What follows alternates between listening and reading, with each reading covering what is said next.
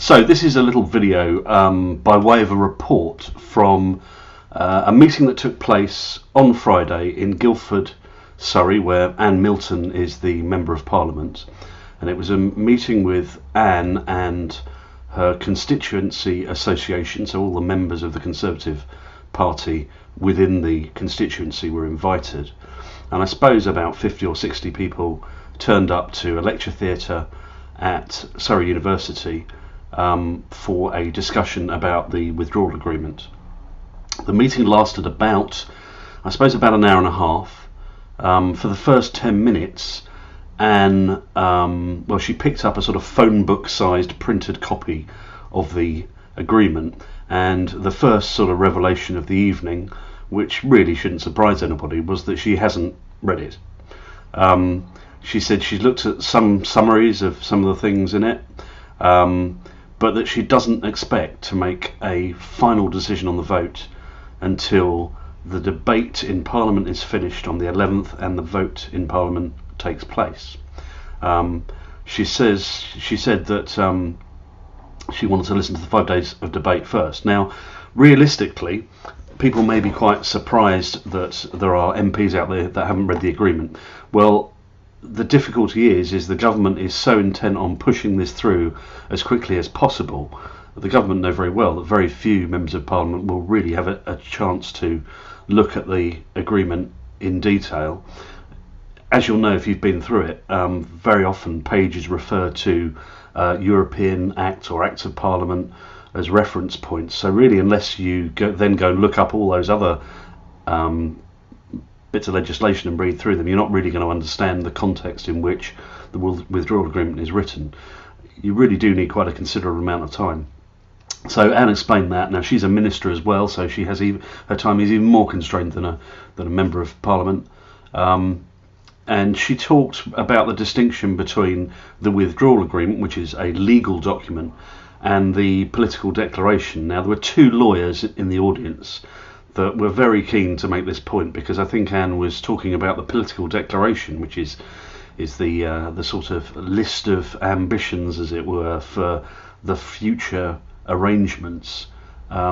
She talked about that political declaration as being a document which really outlined what was going to happen. Well, all it is aspirations. Two lawyers made the point it means nothing at the moment.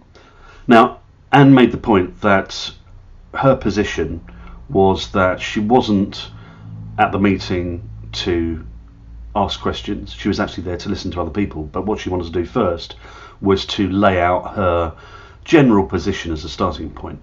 So Anne said she's completely against a second referendum. As she put it, the government are accused on one side of having spent £9.5 million worth of our money telling us what to think, and on the other side the Leave campaigns are accused of having overspent a little bit.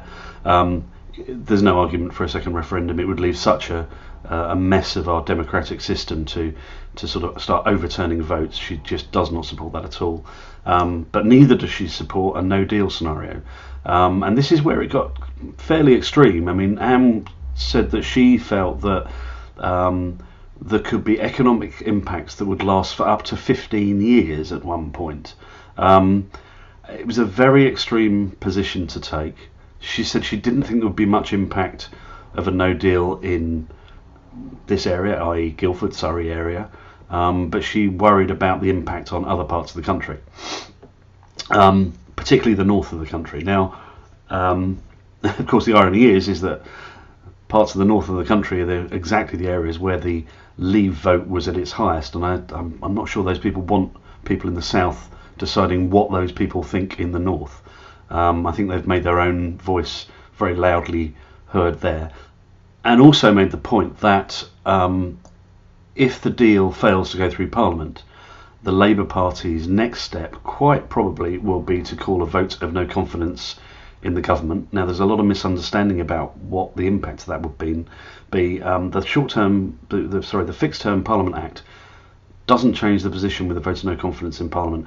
There is only a majority of one vote needed for the government to fall. So you could have Conservatives that decided to abstain from the vote, which might lead to that scenario.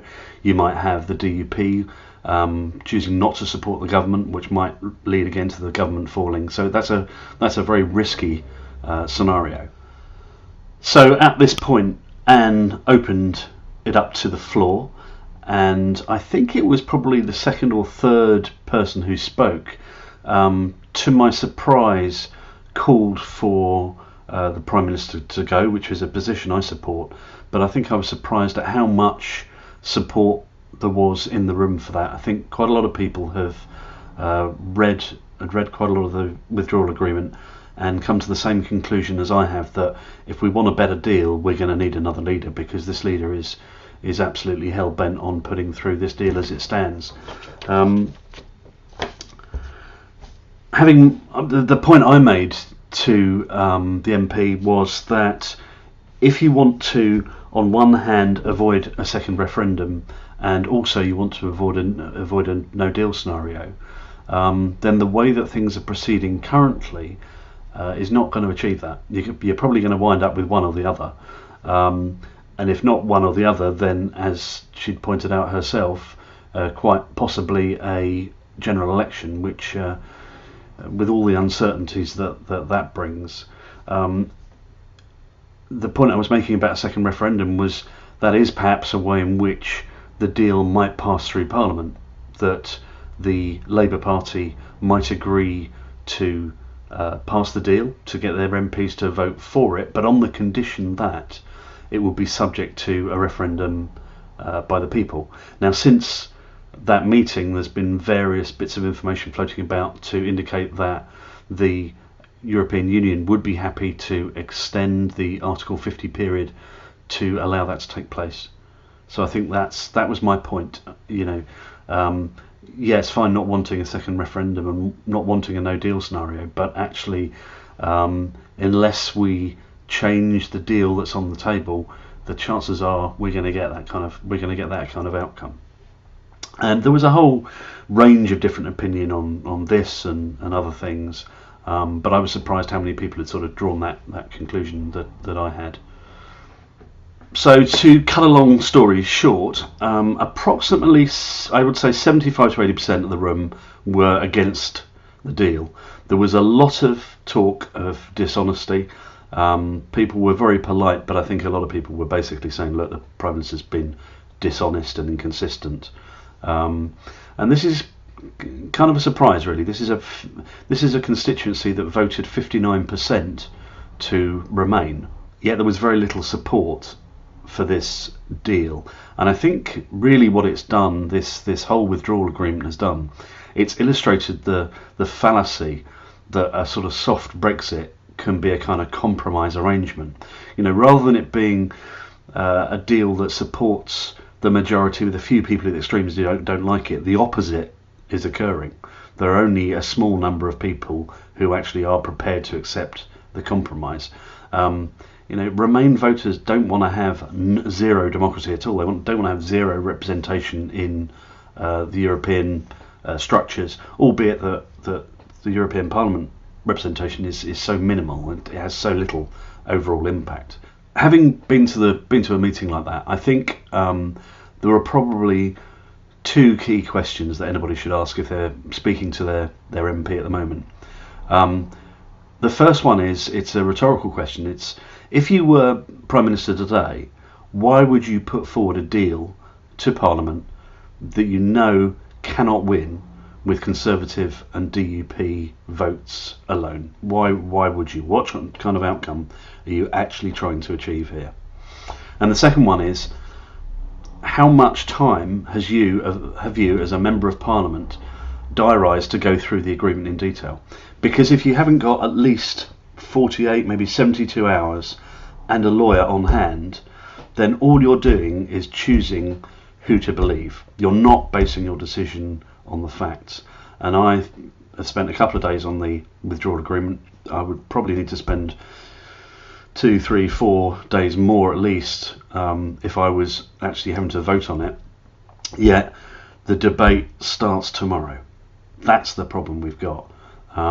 MPs are going to be making decisions based on not what they believe to be true, having read the agreement and understood it. They're going to be choosing who to believe. and that is the problem.